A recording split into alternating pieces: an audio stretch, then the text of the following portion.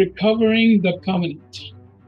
That basically means recovering the promises based on the relationship that you have with the Creator. But if there's no communication between you and your Creator, then you cannot restore the covenant promises. Because a covenant is based on a relationship that you have with God. If there's no relationship, there is no covenant promises for you to walk on. Because a covenant basically is like a contract between two people, like in marriage. If your marriage is broken or is going through difficulties and troubles, if there is no communication at all between both of you, there is no hope of restoring the promises of faithfulness, of being there for each other, of sacrificing oneself for each other, of doing all the things you promised each other. If there is no communication at all, then those promises cannot be fulfilled. Sure, you can promise it from your side and fulfill for your side, but then you're not enjoying the benefits of the covenant because you're living it alone. You're supposed to get married, and both of you, the promises you made to each other, enjoy them. This is the covenant with God. God is enjoying his part, but you, by not keeping your part or by walking away, you have broken the covenant, and therefore you are lacking all the things God has prepared for you. The one thing God has prepared for you is a direct communication through Jesus Christ. Because Jesus Christ went to the cross, he reestablished the original communication channel there was. Because he forgave your sins, he paid for your sins, and now you can boldly come and stand before God and have a relationship with him.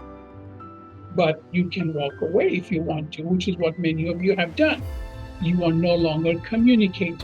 Therefore, that covenant blessing is no longer active in your life. Neither are any of the other promises that God has spoken over those that communicate with him, have a relationship with him, and walk together one with him. By not being one with God through Jesus Christ, you have forfeited all your promises. So how do you rebuild it? Well, the covenant requires a sacrifice. The sacrifice has to be done upon an altar. You don't have an altar. You don't have a place where you come and you communicate with God. You don't have a place built in your house or in your heart, or a place in your house where you can spend time alone with God, bringing sacrifices of praise and worship. That is communication. And if that covenant is not there, if that promise is not there, if that sacrifice is not there, you will not receive God's presence and blessings that come with it. This is the key. You have to reestablish communication. In this sermon, we teach you how to do it, and we show you examples in the Old Testament where the broken down altars were rebuilt in order to give you back the identity that is based on the covenant, on the promises God has spoken over you. So listen to it today, and you need to start today itself to rebuild that altar in your house first, in your heart first, then with your spouse, then with your children, then the whole family, and you will see God's fire come down. Because if there's no altar, there's no place of sacrifice. If there's no place of sacrifice, there's no communication.